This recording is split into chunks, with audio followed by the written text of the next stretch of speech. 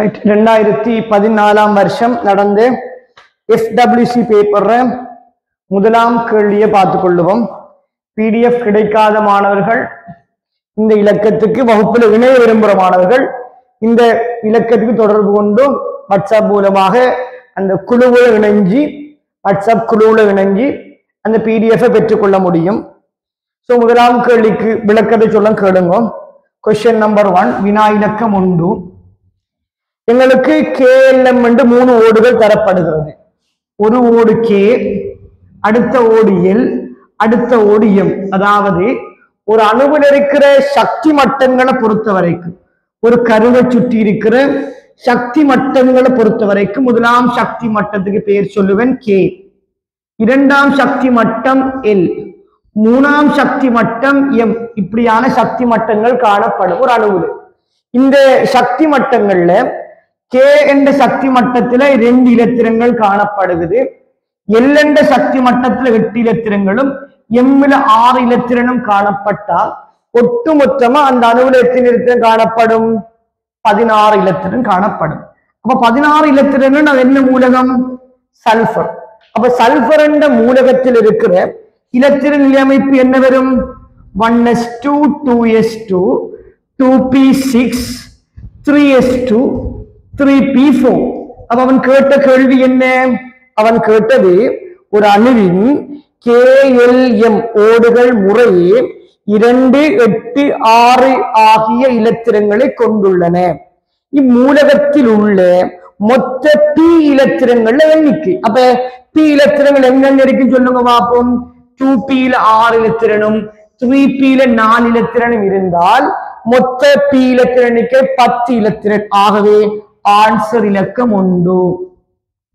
கேள்விக்கான விடை இலக்கம் 1.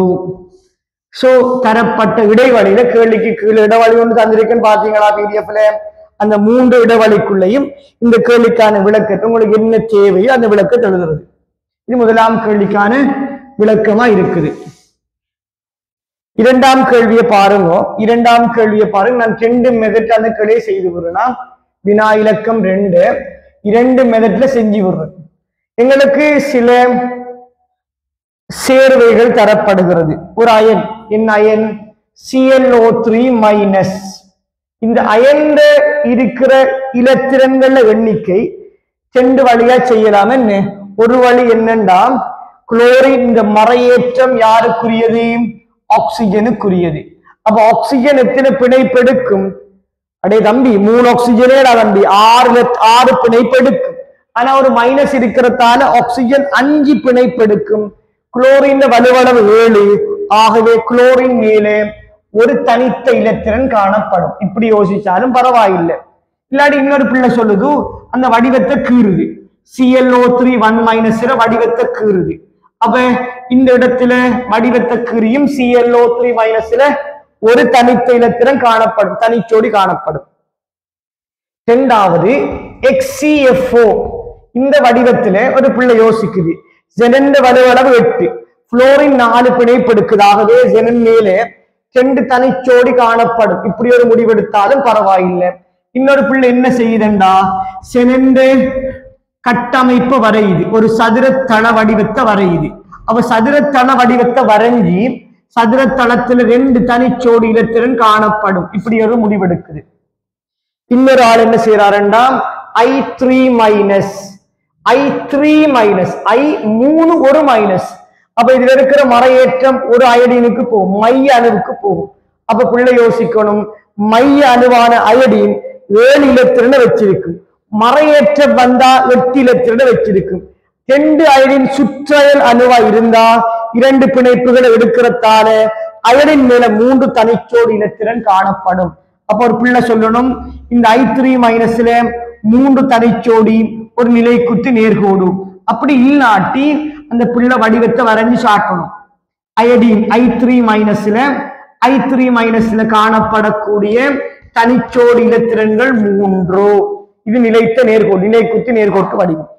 பிறகு பாருங்க SFO பொறுத்த வரைக்கும் சல்பர் வலுவளவு 6, புளோரின் 4 பிணைப்பெடுத்தா சல்பர் மேலே ஒரு தனிச்சோடி காணப்படும் இல்லையா? அந்த பிள்ளை வடிவத்தை வரைஞ்சி பார்க்கணும். SFO சல்பர் 4 புளோரினோட சேர்ந்து இது என்ன வடிவம் சீசோ நிறுத்தாடு வளை வடிவத்தை பெறும். அடுத்தது பாருங்க பிள்ளையாள் NO2 பிளஸ் நைட்ரோனியம் பிளஸ் ஏற்றம் நைட்ரசனுக்கு போடா நைட்ரசன் வலுவளவு 5 பிளஸ் ஏற்றம் அதாவது பிளஸ் இருந்தா வலுவளவு 4 இலத்திரனை வச்சிருக்கும். ஆக்சிஜனோட 2 பிணைப்பு 4 பிணைப்பு ஏற்படுத்துறதால நைட்ரசன் தனக்கு மேல 4 பிணைப்பு ஏற்படுத்தும் தனிச்சோடு இருக்க மாட்டா. அவன் கேள்வி என்ன பாருங்க பாப்போம். எதில் அதிக இலத்திரன் காணப்படும் என்றா I3 மைனஸ்ல தான் அதிக அளவாக 3 தனிச்சோடு இலத்திரன் காணப்படும். சோ கேள்விக்கான ஆன்சர் என்ன 3. கேள்விக்கான விட 3. சோ உங்களுக்கு தரப்பட்ட இடைவெளியில இந்த 2 ஆப்ஷனையும் எழுதலாம். 2 மெத்தட் இருக்குதானே வடிவத்தை வரைஞ்சி பார்க்கிற அல்லது அந்த கட்டமைப்புக்கு மேலேயே வேறு பெண்ணால தனிச்சோடுகளை குறிச்சு காட்டுவோம். இது 2ஆம் கேள்விக்கான விளக்கு. சரியா மகன்? 3ஆம் இலக்க கேள்வியை பாருங்க. ஏஜியின் சாரண துணிவும் அலுமினியத்தின் 2 பேர் ஆக்கள் இருக்காங்க. 3ஆம் இலக்க கேள்வி ஏஜி ஏஎல் 2 வேறு வேறான மூலகங்கள் இருக்குது. ஒரு கலப்புலோகத்தை உருவாக்குது. இதுல இருக்கிற இவர மூலத்திணிவு கேபிட்டல் M என்று சொல்றனே இவர மூலத்திணிவு எக்ஸ் என்று சொன்னா இவர மூலத்திணிவு 4x இருக்குதான். நான் சொன்ன விலங்குதான் அது தரவு. பிறகு சொல்றான் இந்த கலவையில அலுமினியமும் இப்படித்தான் இருக்குது. கலவை இப்படித்தான் இருக்குது. கலவையில மகன் ஒரு துண்டு இவ்வளவும் இருக்குதான். இந்த துண்டு இருக்குதானடா. இந்த துண்டு என்னன்னு சொன்னா அலுமினியமா இருக்குது. இந்த துண்டு அலுமினியமா இருக்குது. சரியா? இந்த துண்டு இருக்குதானே இந்த துண்டு ஏஜியா இருக்கு. இது ஒரு கலப்புலோகம் சொல்றது விளங்குதானே. இது ஒரு கலப்புலோகம் சொல்றது இப்படித்தான் இருக்குது. இதுல அலுமினியத்திர திணிவு சதவீதம் 60. அப்ப அலுமினியத்திர திணிவு சதவீதம்டா நான் சொல்றனே W/W சதவீதத்தினே 60% என்று சொல்றான். அப்ப மாறி என்ன யோசிக்கலாம். W/W சதவீதம் ஏஜில என்ன வரும் 40% வரும். விளங்குதா? மொத்த திணிவின் கீழே அவர் மொத்த திணிவுக்கு மேல அவர் திணிவு 60%. பிள்ளை யோசிக்கலாம் என்னன்னா mass of AG ஒரு சின்ன நாம ஒரு யோசனை வைப்போம். ஏஜிர திணிவு ஏஎல்ற திணிவுக்கு கீழே மொத்த திணிவு என்ன இதை சொல்ல திணிவு பின்னம் என்ன வரும். திணிவு பின்னம் என்ன வரும்டா 0.6. எப்படி வந்துச்சு? சதவீதத்தை பின்னமா மாத்த 100 பிரிக்கணும். அதே மாதிரி mass of AG மொத்த திணிவால பிரிச்சு விட்டா 0.4 வரும். எனக்கு இதுல இருந்து ஒரு யோசனை வரும். சொல்லுங்க பாப்போம். நான் சொல்றேன் இவர திணிவு 0.6 இவர திணிவு என்ன வரலாம் 1 இருக்கலாம். இவர திணிவு 0.4 மொத்த திணிவு 1 இருக்கலாம். பாருங்க பாப்போம். நான் எடுகோல் சரியா இருக்கு பாத்தீங்களா? இவரையும் கூட்டினா 1 வருகுது. இவர 0.6 ஒரு எடுகோல் எடுக்கு ஒரு ஐடியா எடுக்கு. இது ஒரு ஐடியா. அப்ப எனக்கு விளங்குது இவர திணிவு கிடைக்குது. இப்ப இந்த கேள்வி என்ன? அலுமினியத்தின் மோல் பின்னம். அப்ப நான் ஒரு முடிவு எடுக்கேன். அலுமினியத்தின் திணிவு இதான் ஏஜிட திணிவு. அப்ப மோல் பின்னத்துக்கு என்ன செய்யணும் சொல்லுங்க பாப்போம்.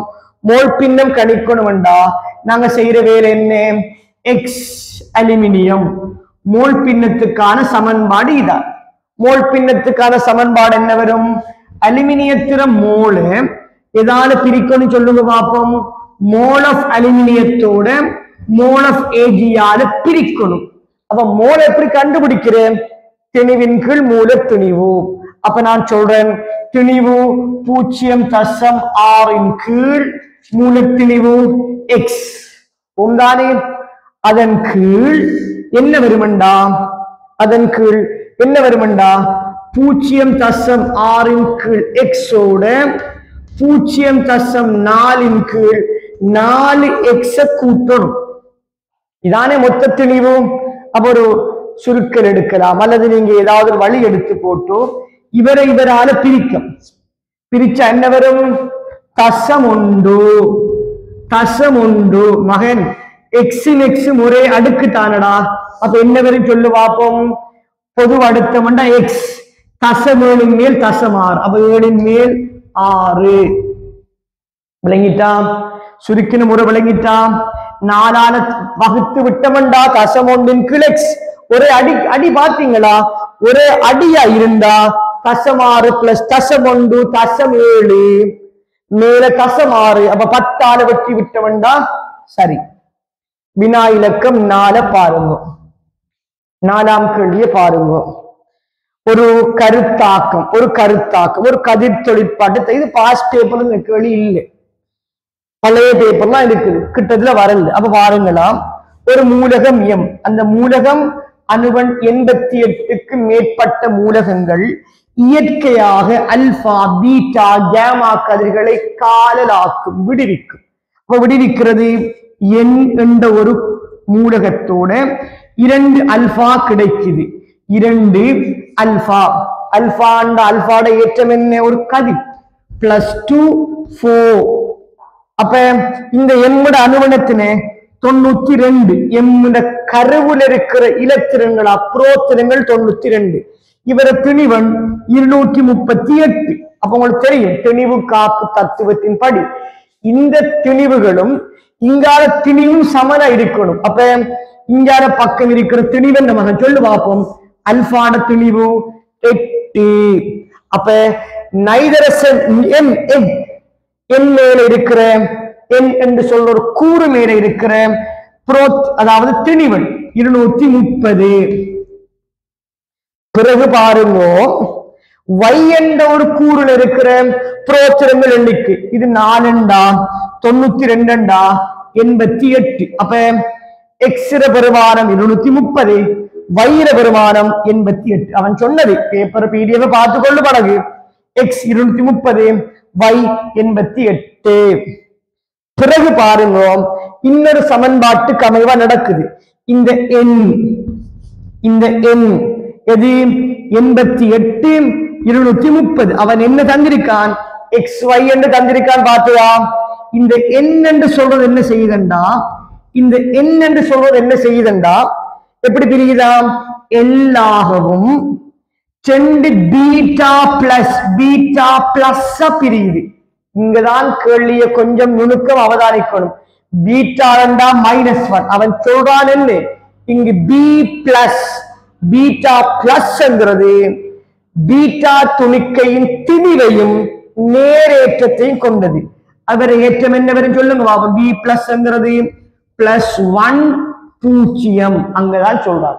பீட்டா -1, இது +1 0. ஆகவே இவர் 88, அவன் இங்கோ இவர் +1, 2 பேரே. அப்ப இவர் திணிவு என்ன வரும்? 86, இவர் 230. கேள்வி என்ன தெரியுமா? கேள்வி என்ன? எல் அணுவில் உள்ள நியூட்ரன்கள் எண்ணிக்கை. அப்ப எல் இருக்கிற நியூட்ரான் என்ன வரும் சொல்லு பார்ப்போம். எல் மேல இருக்கிற நியூட்ரன் 230ல இருந்து இதை கழிக்கணும். 86 கழிச்சு விட்ட 230ல இருந்து 86 கழிச்சு விட்ட எனக்கு வார விட 144. விளங்குதா? கேள்வி விளங்கிட்டா என்னண்டு? பி என்று சொல்றது பீட்டாங்கிறது பீட்டா -1 இல்லை, இது அதே திணிவாம். ஆனா நேரேற்றமாம். அது நேரேற்றமாம். அல்பா +2 4 மாதிரி பீட்டா என்கிறது -1 இல்ல +1. அப்ப 4ஆம் கேள்விக்கான விட என்ன வரப்போகுது? 2வது விட. ஆன்சர் இலக்கம் 2. ஆன்சர் இலக்கம் 2. சரியா? ரைட். வினா இலக்கம் 5 பாருங்களா. வினா இலக்கம் 5. வினா இலக்கம் 5 என்னன்னு சொன்னா XeF2. யார் அது? XeF2. இந்த ஒரு கட்டமைப்பில் இருக்கிற ஜெனனை சுற்றியுள்ள இலத்திரன் சோடி. ஒருத்தருக்கு 2 வடிவம் இருக்கு. எல்லாருக்கும் 2 வடிவம் இருக்கும்.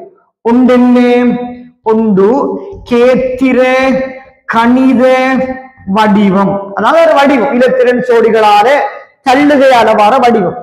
இரண்டாவது இலத்திரன் சோடி, இலத்திரன் சோடி கேத்திர கணித வடிவம். அப்ப இந்த வடிவத்தை வரைகிறோம் பாருங்களா. XeF2 இப்படித்தான் இருக்கு, இதான் Xe. பிணைப்புகள் பிணைப்புகள் இப்படித்தான் இருக்க போகுது, பிணைப்புகள் இப்படி பரம்பி காணப்படும். இப்ப இந்த தனிச்சோடி இருக்கிறதால இவர கேத்திர கணித வடிவம் என்ன, பிணைப்புகள். பிணைப்புகள் என்ன வடிவத்தை உருவாக்கும் சொல்லுங்க பாப்போம். பிணைப்புகளால வார வடிவம் என்னன்னு சொன்னால் நிலை குத்து நேர்கோடு என்று சொன்னாலும் பரவாயில்லை. பட் இவர்த்த தந்த விடையின் படி நேர்கோடு. நான் சொல்லனேன் நேர்கோடு. அவன் கேட்ட கேள்வி கேத்திர கணித வடிவம் என்ன, நேர்கோடு. இப்ப கவனமா விளங்கணும். இந்த இலத்திரன் ஒரு பிணைப்பை உருவாக்க ஒரு சோடிதானே தேவை. அப்ப இந்த இலத்திரன் சோடிகள், இந்த சோடிகள் இவரான பிணைப்பு, இவரால ஒரு பிணைப்பு, இவரால ஒரு பிணைப்பு வந்தா இப்ப இந்த மஞ்சள் நிறத்தால போட பிணைப்புகளால இந்த தனிச்சோடிகளும் பிணைப்புகளை உருவாக்குறதால, இந்த தனிச்சோடிகளும் பிணைப்புகளை உருவாக்குறதால என்ன வடிவம் வரப்போதாம்? இதை சொல்றேன் முக்கோண இருக்கூம்பகம். இதை சொல்ற மகன் முக்கோண இருக்கூம்பக வடிவம். அப்ப உங்களுக்கு விளங்கணும், தனிச்சோடிகளை கொண்ட சேர்வைகள் கட்டமைப்புகளுக்கு ரெண்டு பேர் இருக்கும். ஒன்று கேத்திர கணித வடிவம், இரண்டாவது இலத்திரன் சோடி கேத்திர கணித வடிவம். தனிச்சோடி இல்லையா, இலத்திரன் சோடியும் கேத்திர கணிதம் ஒன்று. இந்த வாரது இலத்திரன் சோடி என்றா என்ன, இலத்திரன் சோடி என்றா என்ன, இலத்திரன் சோடிக்கும் பிணைப்பை கொடுக்கணும். அவன் கேட்ட கேள்வி என்ன, கட்டமைப்பா இலத்திரன் சோடியா? கவனமா பார், இலத்திரன் சோடி. அவன் கேட்டது இலத்திரன் சோடி என்றா, இதான் வடிவம். இதை கொடுக்கலாமா? இல்லை, இது கட்டமைப்பு வடிவம். அப்ப நான் என்ன செய்ய போறேன், கேள்விக்கான விட என்ன, ஆன்சர் 5. ஆன்சர் 5க்கு போயிட்டுருவேன். விளங்கிட்டோம்? ரைட், 5ஆம் கேள்வியை செஞ்சோம். இப்ப பாருங்க பிள்ளையால், 6ஆம் இலக்க கேள்வியை பாருங்க. 6ஆம் இலக்க கேள்வியை பாருங்களேன், சரிதானே? 6ஆம் இலக்க கேள்வி என்ன, Na2S4O6, Na2S4O6 கந்தகம் தமக்கிடையில பிணைப்பை ஏற்படுத்தும், சரிதானே? ஆக்சிஜனோட பிணைப்பை ஏற்படுத்தும். அப்ப இதுல என்ன செய்யும்டா, இந்த கற்றாயனை கழிச்சு விடுங்க பாப்போம். இந்த கற்றாயன் இல்லாட்டி அப்படி ஒரு அன்னயன் உருவாகும் தானே.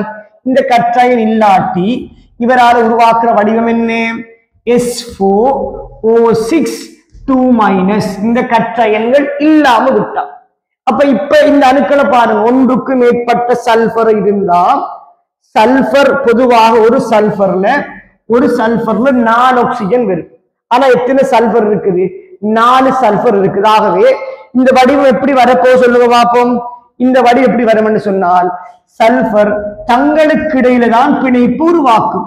சல்பர் தங்களுக்கு இடையில தான் பிணைப்பு உருவாக்கும். கவனமா, ஒன்றுக்கு மேற்பட்ட 2க்கு மேற்பட்ட சல்பர் வந்துட்டு, அப்ப இப்படி வந்தா இந்த சல்பர் மேல என்ன செய்ய போய் சொல்லுங்க பார்ப்போம். ஒரு சல்பருக்கு மேல 3 ஆக்சிஜன் அணுக்கள் தான் இணைஞ்சு கொள்ளும். அப்ப 4 வரையலாத நம்பி சல்பருக்கு மேக்சிமம் 4 பிணைப்பைத்தான் கொடுக்கலாமா? இல்ல, 6 பிணைப்பு. இந்த 2 சல்பரும் இந்த AB ஆகிய சல்பர் 6 பிணைப்பு எடுக்குது. இந்த சல்பர் 2 பிணைப்பு எடுக்குதாகவே இந்த கந்தகத்திர ஒட்சியேற்ற எண்கள் என்ன, 0. ஏண்டா மின்னல் தன்மை 0. இந்த 2 சல்பராலையும் உருவாகிற ஒட்சியேற்ற என்ன வரப்போகுது, +5. அப்ப அவன் கேட்ட கேள்வி S4O6 2- கந்தகத்திர ஒட்சியேற்ற எண் என்னன்னு சொன்னால் +5 0. அப்ப என்ன விட பொருத்தமாக இருக்குன்னு சொல்லுங்க பாப்போம். 4வது விட. அப்ப ஆன்சர் இலக்கம் 4. கேள்விக்கான விடை 4ஆம் இலக்கமா இருக்கு. வடிவத்தை வரைஞ்சுதான் பார்க்கணும். சராசரி பார்த்தீங்கன்னா ஒரு பிள்ளை சொல்றான் S4O6 2-. சராசரி பார்க்க போறான். எப்படி பார்க்க போறான் சொல்லுங்க பாப்போம். 4s ஒட்சியேற்ற எண்ணோட -12 கூட்டினவன்டா -2 வரும். அப்ப 4s சமன் என்ன வரப்போகுதாம் -+10. அப்ப s பெருமானம் என்ன வரும்? இப்படி பார்க்கிறல்ல, ஒன்றுக்கும் மேற்பட்ட மைய அணுக்களை கொண்ட சேர்வைகளில் என்ன சொல்ல விளங்குதா? ஒன்றுக்கும் மேற்பட்ட மைய அணுக்களை கொண்ட சேர்வைகளுக்கு என்ன பார்க்கணுமாம்? வடிவங்களை வரைஞ்சுதான் பார்க்கணும். ரைட். வினா இலக்கம், இப்ப நாங்க இந்த கேள்வி வினா இலக்கம் 6, வினா இலக்கம் 6, வினா இலக்கம் 7 பாருங்களா. வினா இலக்கம் 7 பாருங்க. 7ஆம் கேள்வியை பாருங்க. பின்வரும் சேர்வைகளில் எது முனைவாக்கமற்றது? 2 வசனம் சொன்னான் பாருங்க பிள்ளையாள். முனைவாக்கமற்றது, முனைவாக்கம் இல்லை, முனைவாக்கமற்றது, முனைவாக்கமற்றது. அடுத்து என்ன சொல்றாங்களா? sp2 கலப்பு நிலையில இருக்கணும், 2 கண்டிஷனும் திருப்தியாக்கப்படணும். அப்ப நான் சொல்றேனே, CH2O முதலாவது விட சொல்றது CH2O ன்னு சொன்னா H, C டபுள் பொண்டோ H. இதை சொல்ற ஃபார்மால்டிஹைட்டை இப்படித்தான் சொல்ற மகன், ஃபார்மால்டிஹைட்டை இப்படித்தான் சொல்ற. CH2O நீங்க என்ன வடிவம் வரைஞ்சாலும் பரவாயில்லடா, கார்பன் பிணைப்புகள் எண்ணிக்கை 4 வரணும். அப்ப இதுல முனைவாக்கம் இல்லையா? இருக்கு, இதுல முனைவாக்கம் இருக்கு. ஏன்? கார்பன் மேல சேர்ற 3 பேரும் வேற வேற ஆக்களே. அப்ப இந்த விட வராது. ஏனென்றா முனைவாக்கம் உள்ளது. கலப்பு ஓகே, கலப்பு sp2 சரி. 2வது விடைய பாருங்களேன், 2வது விடைய பாருங்க. என்ன சொல்றானாம்? SiFO, SiFO, SiFOல முனைவாக்கம் இல்லை, அது சரி. ஆனா கலப்பு என்ன? sp3. அப்ப இந்த விட பொருத்தம் இல்லை. முனைவாக்கம் இல்லை, அது ஓகே. ஆனா கலப்பு sp3. அடுத்தது பாருங்க பிள்ளையாள், SO2 என்ற வடிவத்தில கலப்பு சரி, SO2 கலப்பினவாக்கம் சரி, ஆனா முனைவாக்கம் உடையது, கலப்பு சரி. 3வது விட பொருத்தம் வராது. 4வது விடைய பாருங்க, BF3, BF3, BF3ல ஓம் இந்த 2மே சரி. மியூ முனைவாக்கம், தல முக்கோணமே முனைவாக்கம் இல்ல, அது மட்டும் இல்ல. நான் சொல்றேன் முனைவாக்கம் இல்ல, அதோட சேர்த்து பாருங்களா. sp2 கலப்பு முனைவாக்கம் சமன் 0, அது மட்டும் சரி. அப்ப ஆன்சர் என்ன வரப்போகுதாம்? ஆன்சர் 4. 5வது விடைய பாருங்க, HClO2 குளோரின் தான் மையானோ. அப்ப HClO2 இங்க பாருங்களேன், இதை சொல்றேன் ஒட்சி அமிலம். இந்த இடத்துல குளோரின் மேல தனிச்சோடிகள் காணப்பட்டா குளோரின் கலப்பு என்ன வரப்போதாம்? sp3 கலப்பும் முனைவாக்கம் உண்டு, முனைவாக்கம் உடையது. விளங்குதா? ரைட். வினா இலக்கம் 8 பாருங்களா. வினா இலக்கம் 8.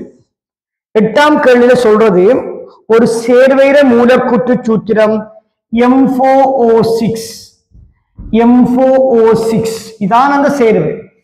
இந்த சேர்வையை வச்சு பாருங்க பாப்போம். இது யாருன்னு தெரியா, ஒரு தெரியாத கனியமே. M4O6ல என்ன இருக்கும்? 4 M என்ற கூறுகளும் 6 ஆக்சிஜனும் இருக்கும். இதானே உண்மை. இதுல 4 எம்மும் 6 ஆக்சிஜனும் இருக்கும். இவன் சொல்ற என்ன தெரியுமா மகன்? இவர 18.88 கிராம் எடுக்கணும். 18.88 கிராம் எடுத்தீங்கன்னா எவ்வளவு எம் இருக்குமாம்? 10 கிராம் எம் இருக்குமாம். அப்ப என்ன அர்த்தம் சொல்லுங்க பாப்போம். என்ன அர்த்தம்? இதுல இருக்கிற ஆக்சிஜன் 8.8 கிராம் ஆக்சிஜன் இருக்கும் அர்த்தம். கேள்வி என்னண்டா, எம்மின்ற சாரணத்திணி என்ன? அது எப்படி கண்டுபிடிக்கிற? இந்த இடத்தை மட்டும் யோசிச்சு பாருங்க. இவங்களை யோசிச்சு பாருங்க பாப்போம். இவங்களை யோசிச்சு பாருங்க. ஒரு சமன்பாட்டில 2 பேருக்கு இடையில தொடர்பு எடுக்கிறதுக்கு பீசமான ஒரு பெரிய பங்களிப்பு செய்யும். என்ன பீசமானம்? எம்மிட மோல, அதாவது எம் என்ற ஒரு கூற மோல ஆக்சிஜன் மோலால பிரிக்க வாரம் பீசமானம் என்ன தெரியுமா? இந்த தொடர்பு mole of M mole of ஆக்சிஜனால பிரிக்க வாரது இருக்குது அந்த பின்னம். அந்த பின்னம் எதுக்கு சமனா இருக்கும்டா பீசமானத்துக்கு. இப்ப மோல்களுக்கு இடையிலான பின்னம் பீசமான பின்னம் என்று சொல்றது. 4/6 இதான் தொடர்பு. மோலுக்கு இடையில தொடர்பு தான் பீசமானம். அப்ப மோல எப்படி கணிக்கிருப்பா சொல்லு பார்ப்போம். திணிவின் கீழ் மூல திணிவு, திணிவின் கீழ் மூல திணிவு. அப்ப என்ன சமன்பாடு வரும் சொல்லுங்க பார்ப்போம். எனக்கு தேவை 10 கீழ் மூலத்திணிவு கேபிட்டல் எம். பின்னம் என்ன வரும்? ஆக்சிஜன் திணிவென்ன 8.88 கீழ் அவரை திணிவனத்தினே 16. இந்த பிரிச்சு வார பின்னம் என்னண்டா? இந்த பின்னம் என்ன மகன்? 2 கீழ் 3. அப்ப சுருக்கும் போது இவங்களால 8ஆல வகுத்தமண்டா இந்த இடத்துல 2 வரும். இந்த இடத்துல 1.1 வரும். ஓமா இல்லையா? ஓம். எனக்கு தந்த விடைகளை பாருங்க. ஒரு விட 10, இன்னொரு விட 54, இன்னொரு விட 27, இன்னொரு விட 12, இன்னொரு விட 32. ஒரு நாளும் ஒரு கணக்கு செய்யக்கூட கடைசி வரைக்கும் போறோம். MCQல தட்டி விட்டுக்கு பெய்த்திடணும். அப்ப என்ன செய்யறேன்டா சுருக்க போறேன் பாரு மகன். சுருக்க கோல இந்த 10 இந்த 2 அப்ப 5 மடங்கு இவரால பெருக்கி விட்டனண்டா மகன் பாருங்களேன். இவரால பெருக்கி விட்டனண்டா 15. இந்த 2 மேல வந்தா 30. இந்த 11 மேல போனா இவங்கட வகுத்து விட்டனண்டா வார விடு. குழம்பிராதங்கோ உங்களுக்கு கணிதம் தெரியும் தானே. கஷ்டப்படாம நீங்க கணிதத்தை செய்யுங்க. இதை நீங்க தனித்தனியா குறுக்கு பெருக்கம் செஞ்சாலும் பரவாயில்லை. சுருக்க கோல இது 15, 2 மேல போனா 30, 11 1.1x. எனக்கு வார விட சுருக்கும் போது பயப்படாத தம்பி. வார விட 30 கீழ் 1.11 சமன் x என்று வரும். அப்ப மகன் வார விடையே 30 இவரால பிரிக்கணும். அப்ப என்ன விட வருண்டா? 30 இவரால பிரிச்சா 10, 54, 12, 32 வராது. அப்ப கேள்விக்கான விட என்ன? 27. ஒரு நாளும் கணிதத்துல கணிப்பு செய்யக்கூட கடைசி வரை போகாத MCQல பாருங்களேன். நீக்கல் முறை மூலம் நான் 3ஆவது விடைக்கு போறேன். கடைசி வரைக்கும் போகாத சிம்பிளிஃபையா விட எடுக்கலாம். லேசா விடைய சுருக்கினேன். 8ஆம் கேள்விக்கு விடைய வந்துச்சு. 9ஆம் கேள்விய பாருங்களேன். 9ஆம் கேள்வி என்ன தெரியுமா? 9ஆம் கேள்வி என்னண்டா 3 மூலக்கூறுகள் இருக்கு. 9ஆம் கேள்விய பாரு. 9ஆம் கேள்வி 4 மூலக்கூறு இருக்கு. ஒன்று என்ன? HCl. பிறகு என்ன? CO2. பிறகு என்ன வர போகுது? CO2. பிறகு என்ன? H2O. அடுத்த விடைய பாருங்க HF. இந்த 3 மூலக்கூறுலையும் கேள்விய நல்லா விளங்கணும். இந்த 4 பேர்லையும் ஆகிய மூலக்கூறுகளை முனைவாக்கம் அதிகரிக்கிற வரிசை. முனைவாக்கம். அப்ப பாருங்களேன். இவங்க இருக்கிற கார்பன் மின்னது தன்மை 2.5, oxygen 3.5, oxygen 3.5, hydrogen 2.1, hydrogen 2.1, fluorine 4, chlorine 3, hydrogen 2.1. அப்ப யாருக்கிடையில முனைவாக்கம் உயர்வாக காணப்படும்? சிம்பிளா பார்த்தோம்டா தியரி என்ன? மின்னெதிர்த்தன்மை வேறுபாடு அதிகரிக்க கூடதான் முனைவாக்கம் அதிகரிக்கும். அப்ப நான் சொல்லுவேன் HF என்ற பிணைப்பில் இருக்கிற முனைவாக்கம் உயர்வாகவும் H2O என்ற பிணைப்பில் இருக்கிற முனைவாக்கம் அதை விட கொஞ்சம் உயர்வாகவும். சரியா மகன்? HF தான் உயர்வு, H2O அதே மாதிரி HCl முனைவாக்கத்தை விட CO2 முனைவாக்கம் ஆக குறைவான முனைவாக்கம் உடைய CO2. ஆக குறைவான முனைவாக்கம் CO2 குள்ள இருக்கு. ரைட். 10ஆம் இலக்க கேள்வியை பாருங்க. வினா இலக்கம் 10 பாருங்க. என்ன சொல்றாங்களாம் பாருங்க பாப்போம். MnO4 மைனஸ் இவரு சரியா ஒரு ஆக்சலேட்டோடு C2O4 2- ஆக்சலேட்டோட அமில ஊடகத்துல தாக்கம் அடையுது. என்ன சொல்றானாம்? இவரோட தாக்கம் அடையுது. இந்த சந்தர்ப்பத்துல என்ன விளைவாகுதாம்? Mn2+ ஓட கூடவே CO2 ஓட H2O கிடைக்குது. அவன் கேள்வி என்ன தெரியுமா? கேள்வி என்னண்டா, இந்த தாக்கத்தில் இருக்கிற MnO4- இவர பீசமானம் என்ன? இவங்கட பீசமானம் என்ன? நான் இந்த கேள்வி எப்படி செய்யற தெரியுமா? நான் சொல்ற பிள்ளைகள் தடே ஆக்சலேட்டா என்னையா மாறுதுடா, CO2 மாறுதண்டா. இது +3 இது +4 எத்தனை இலத்திரன கார்பன் இழக்குது? +3 +4 ஒன்றுதானே இழக்குது. ஆனா எத்தனை அணுக்கள் இருக்குது? 2. அப்ப கார்பன் அணுக்கள் இழக்கிற மொத்த எண்ணிக்கைங்கிறது ஒக்சியேற்றன்ல ஏற்படுற மாற்றத்தை எண்ணிக்கையால பெருக்கு. அப்ப ஆக்சலேட்டுகள் 2 இலத்திரன்களை இழக்கும். பெர்மங்கனேற்று +7ல இருந்து +2 மாற எத்தனை வாங்கும்? 5 வாங்கும். அப்ப இவரு 5 இலத்திரனை வாங்கும். பீசமானம் என்கிற என்ன? இந்த இழக்கிறது இவர பீசமானம், இவர் ஏற்கிற இவர பீசமானம். அப்ப ஆக்சலேட்டர் நம்பர் 5. MnO4- 2. இங்கால பக்கம் இருக்கிற MnO4 2 அணுக்களை சமப்படுத்து. 2 MnO4- 10 CO2. ஏன் 10 CO2?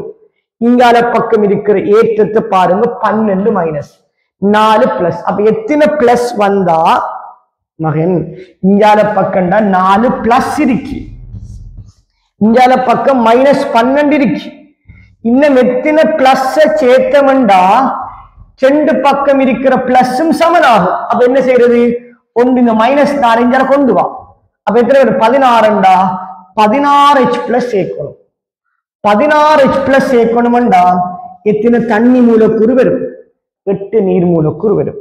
சோ நான் இந்த முதலாவது அறிமுக வகுப்புல 2014ஆம் வருஷம் வந்த யூனிட் 1 யூனிட் 2 யூனிட் 3யோட சம்பந்தமான ஒரு 10 கேள்விகளை செய்து காட்டியிருக்கிறேன். சோ எங்களுடைய பிப்ரவரி மாதம் 1ஆம் தேதி நடைபெற போற வகுப்புல நாங்க செய்ய போற கேள்விகள் உங்களுக்கு தெரியும். 2015ஆம் வருஷத்துக்கான FWC பேப்பர். சோ முதலாவது வகுப்பு இணைஞ்சவங்க இந்த பேப்பர்களை PDF செஞ்சு பாருங்க. நம்ம வகுப்போட ஐடியாலஜியை பாருங்க. எப்படி கணக்கு செய்தோம், எந்த முறை, எப்படி இடவழிய விட எழுது, சரிதானே? அப்ப நாங்க பேப்பர் கிளாஸ் சந்திப்போம் 2026 ஆட்களுக்கு. ரைட், நான் அறிமுகப்படுத்தி விட்டேன் தானே பேப்பர் கிளாஸ். ரைட், சந்திப்போம். அஸ்ஸலாமு அலைக்கும். 11ஆம் இலக்க கேள்வியை பார்த்துக் கொள்வோம். 11ஆம் இலக்க கேள்வி ஒரு கேசஸோடு சம்பந்தமான கேள்வி.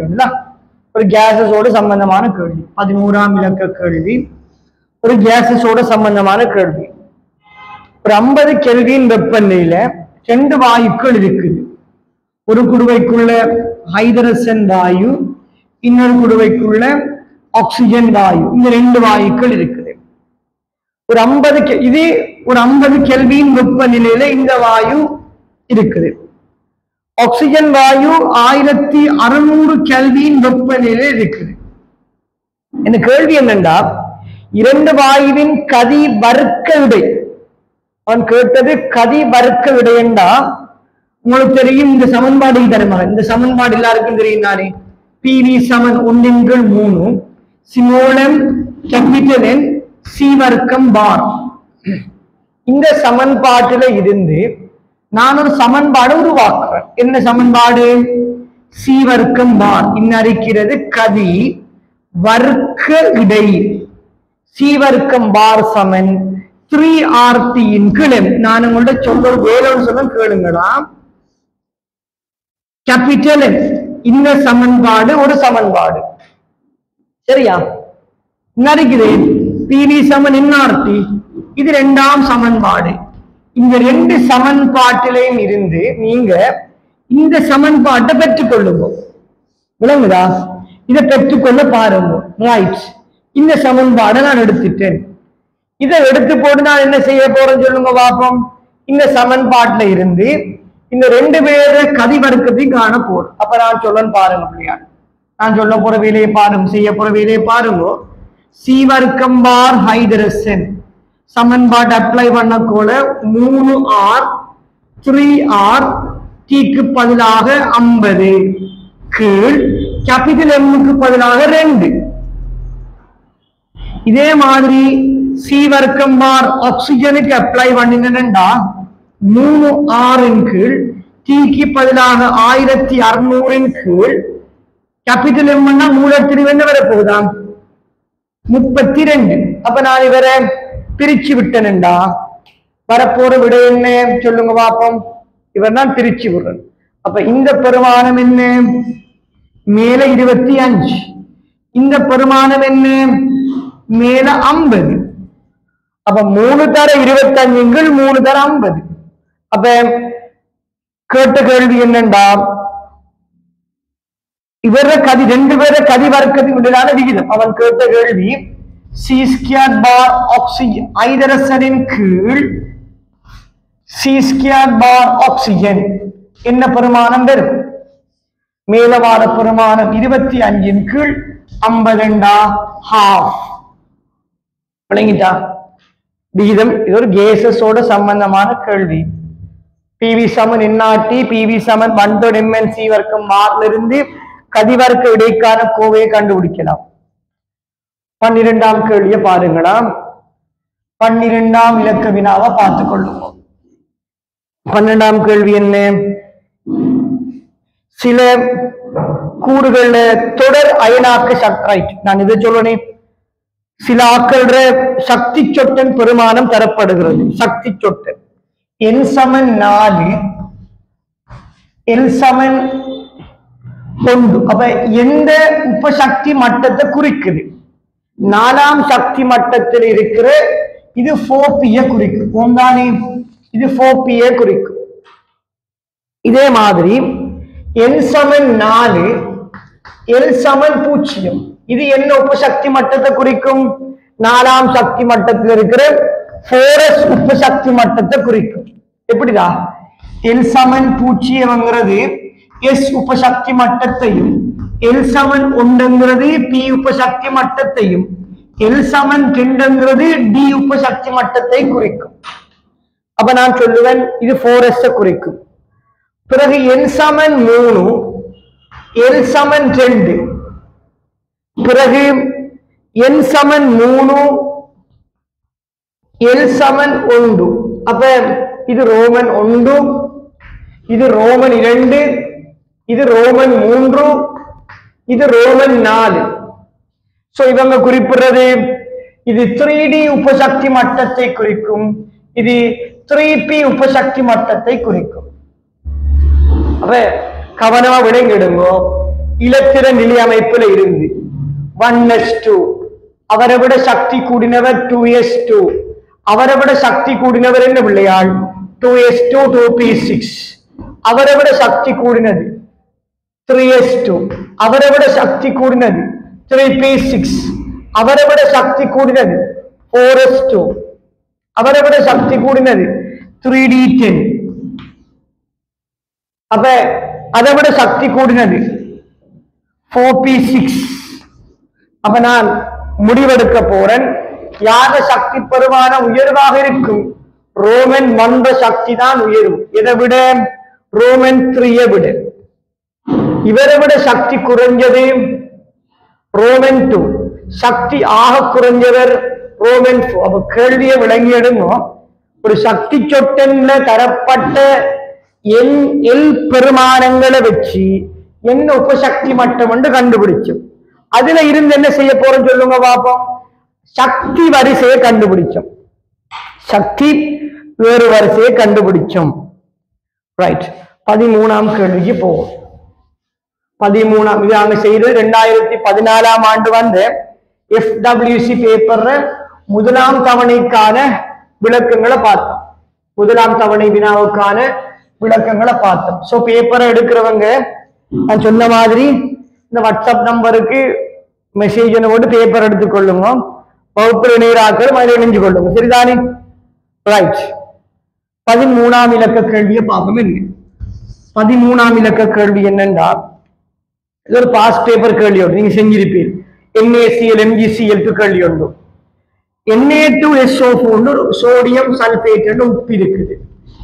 Na2SO4 ஒரு உப்பு எப்படி அயனாக்கம் அடையும்? ஒரு உப்பு, இது ஒரு அயன் சேர்வமாக, ஒரு அயன் சேர்வேன். SO4 இருக்கிற பங்கிட்டு வரை சேர்வேன். சோடியத்துக்கும் சல்பேட்டுக்கும் இடையில அயன் சேர்வேன். அப்ப இது எப்படி அயன்களா பிரியும்? 2 Na+ ஆகவும் ஒரு SO4 2- பிரியும். ஒன்றானே. அப்ப பாருங்க, இவர மூலத்திணிவு என்னன்னு சொன்னால் 46. இங்கால பக்கம் இருக்கிறது 96. சோடியம் 46, இவருக்கு 96. அப்ப நாங்க கூட்டினோம்னா 132. சரிதானா? 46 96 142. இவர மூலத்திணிவு 142 கிராம் மோல் -1. இவர திணிவன் என்று சொன்னா 426 கிராம். அப்ப இவர மோல் என்ன? 426 கீழ் 142 சமன் 3 மோல். அப்ப இவர மோல் 3 மோல்ண்டா எத்தனை அயன்கள் Na+ உருவாக போ சொல்லுங்க பார்ப்போம். ஒரு மோல் உப்பிலிருந்து எவ்வளவு Na+ உருவாகும் என்றால் 6 மோல் Na+, 3 மோல் SO4 2- உருவாகும். ஒட்டுமொத்தமான அயன்கள் எண்ணிக்கை எத்தனை? 9 மோல் அயன்கள் இருக்கு. அப்ப அயன்கள்ல மோல் 9 மோல். அவன் கேட்டிருக்கிறான் இதே எண்ணிக்கையான அயன்கள் MgSO4 இருக்கணும்.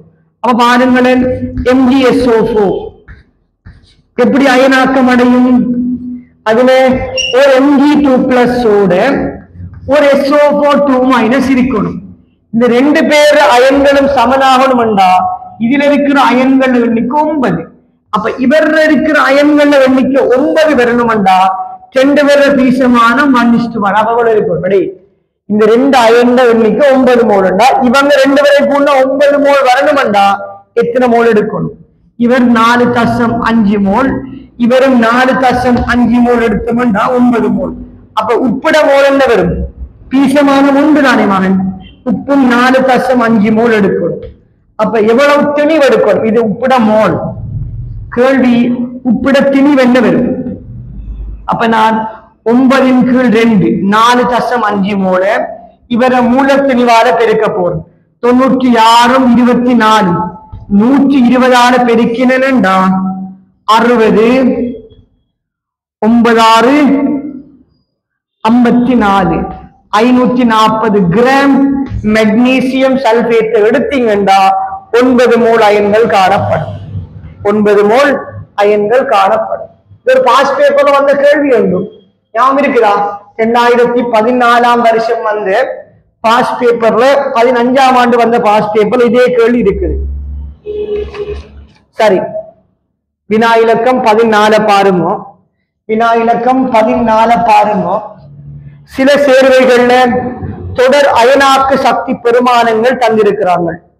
சரி, 14,841 ஒரு அயனாக்கு சக்தி பெருமானம், 4,615 ஒரு பெருமானம், 3,657 பெருமானமும் 11,807 இப்படி 4 பெருமானங்கள் தந்திருக்கிறார்கள்.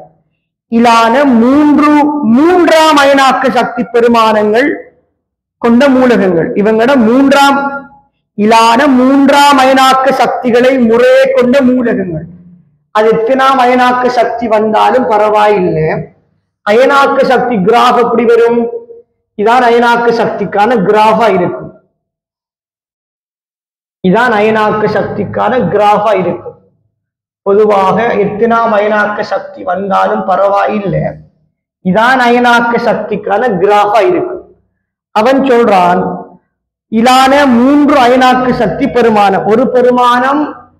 ஒரு பெருமானம் இங்க பாருங்க, இது 3ஆம் அயனாக்கு சக்தியில, 3ஆம் அயனாக்கு சக்தியில இவர்த்த வாரது யாரா இருக்கணும் சொல்லுங்க பார்ப்போம். அடே 3ஆம் அயனாக்கு சக்தின்னு இவர்த்த வார யாரா இருக்கணும்? 2ஆம் கூட்டமா இருக்கணும். இவர்த்த வாரது 3ஆம் கூட்டமா இருக்கணும். இது 4ஆம் கூட்டமா இருக்கணும்.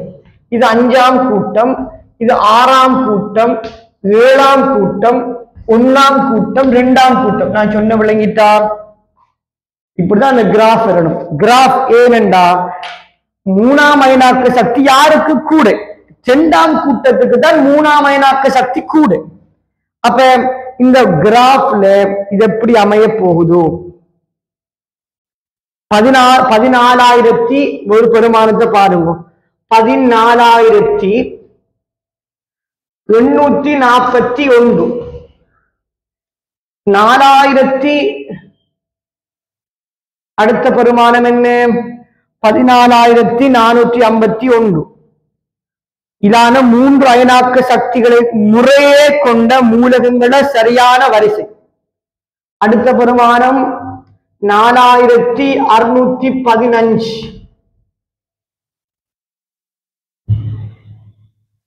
இதான 3ஆம் அயனாக்க சக்திகளை முறையே கொண்ட மூலகங்களின் சரியான வரிசை. இப்படி போட்டோம்டா பிழைச்சிரும். பாருங்க பாப்போம். இப்படி போட்டோம்டா விட இப்படி போட்டோம்டா பிழைச்சிருமே. ரைட். அவன் கேட்ட கேள்வியை பாருங்க. எந்த மூலகங்கள் சரிவர போகுது? எந்த மூலகங்கள் சரிவர போகுது பாருங்களா. எந்த மூலகத் தொடைகள் சரிவர போகுது? இப்படி யோசிப்போம். சில மூலகத் தொடைகள் தந்திருக்கிறாங்க. சில மூலகத் தொடைகள் தந்திருக்கிறாங்க. ஒரு விட பெரிலியம், கார்பன், லித்தியம், போரோன். இந்த பெருமானம் இவருக்கு பொருத்தமா இருக்குமா? இன்னொரு விட தந்திருக்காங்க பெரிலியம், கார்பன், போரோன், லித்தியம். இது சரி வருமா? போரோன், கார்பன், லித்தியம், பெரிலியம் இந்த விட சரி வருமா? அதாவது இந்த பெருமானங்களுக்கு இந்த விடைகள் சரி வருமா? லித்தியம், பெரிலியம், போரோன், கார்பன் இந்த விட சரி வருமா?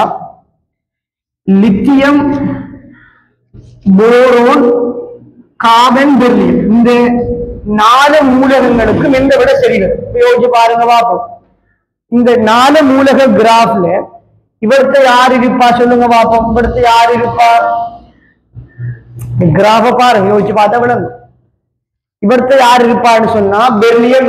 இதான் பெரிலியத்திர இடம். இதான் பெரிலியத்திர இடம்.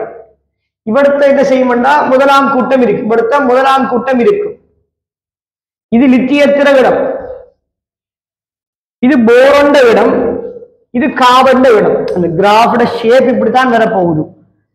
எப்பயும் அயனாக்க சக்தி கிராஃப் இப்படித்தான் வரும். அப்ப இவடுத்த இந்த மூலகங்கள பெருமானங்களை பொறுத்த வரைக்கும் பெரிலியம் என்ன பெருமானம் எடுக்கும்?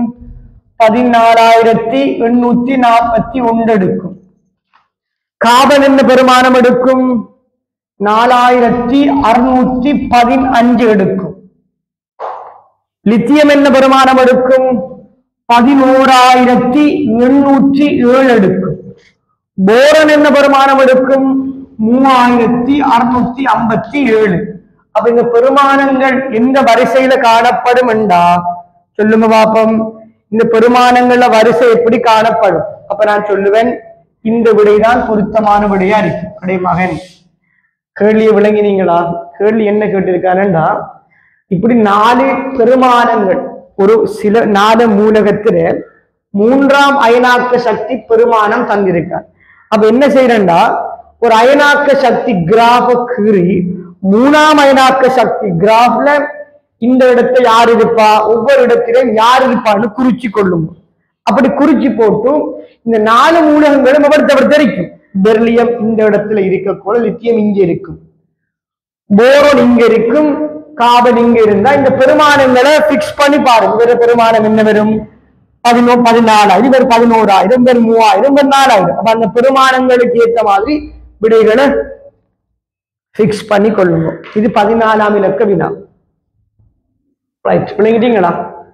15ஆம் இலக்க கேள்வியை பாருங்க. அடுத்த கேள்வியை பாருங்க பிள்ளைகள். அடுத்த வினாவை பார்த்துக் கொள்ளுங்க.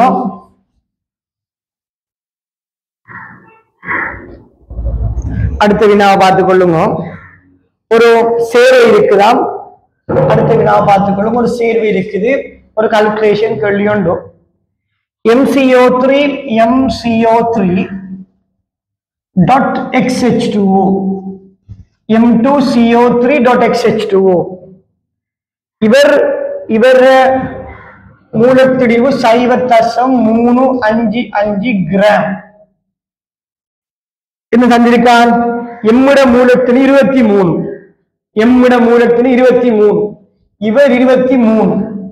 அப்ப இவர் மொத்தத்தினி என்ன வருமண்டா 46, 60, 106 பிளஸ் இது திணிவும் இவர மூலத்திணிவு என்னண்டா 106 பிளஸ் 18x இவர மூலத்திணிவு என்னமா ரைட். இவரை நான் HCl ஓட நியமிக்க செய்கிறேன். நியமிச்சா MCl2 உருவாகும். MCl உருவாகும். CO2 ஓட X mol H2O உருவாக போகுது. அப்ப சமப்படுத்தி விட்டா HCl பீசமானம் 2 MCl இவ்வளவு உருவாக போகுது.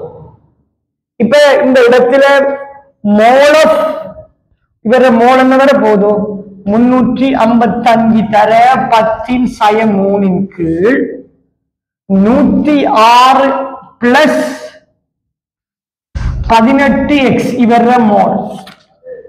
HCl மோல் என்ன வரும் சொல்லுங்க பாப்போம். HCl மோல் என்னன்னு சொன்னா 5 தர 10⁻² கீழ் 5 தர 10⁻² கீழ் இவர செறிவ கனவளவால பெருக்கணும். என்ன செறிவ கனவளவால பெருக்கும். கனவளவு என்ன 100 தர 10⁻³ பெருக்கி விட்டோம்னா என்ன விட வரும்னா 5 தர 10⁻³ மோல். இப்ப எக்ஸ் பெருமானம் தான் கேள்வி. அப்ப என்ன செய்யலாம்னா mole of MCO3 dot XH2O இவர மோலின் கீழ் மோல் ஆஃப் HCl இது என்ன தரப்போதாம். 2 பேரு மோல்களுக்கு இடையிலான விகிதம் பீசமானத்தை தரும். அப்ப இவர மோல் என்ன வரப்போகுதாம் 355 தர 10⁻³ கீழ் 106 பிளஸ் 18x இவர மோல ஏதால பிரிக்க போறோம். 5 தர 10⁻³ பிரிச்சோம்னா 1 கீழ் 2 இருக்கும். சுருக்கல கொஞ்சம் பழகினா நல்லம். இந்த 10⁻³ இவரால சுருக்குவேன். சரியா? இந்த 5 அங்க போம் 2 இங்க வந்தா கேளுங்க பிள்ளையாள் 2 தர 355 கீழ்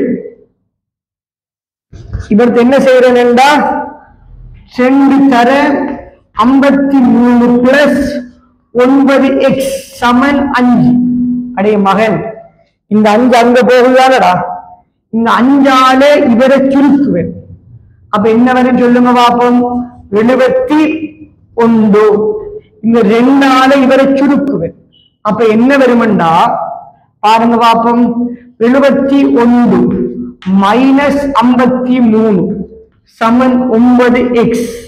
71 53 போனா 18 சமன் 9x.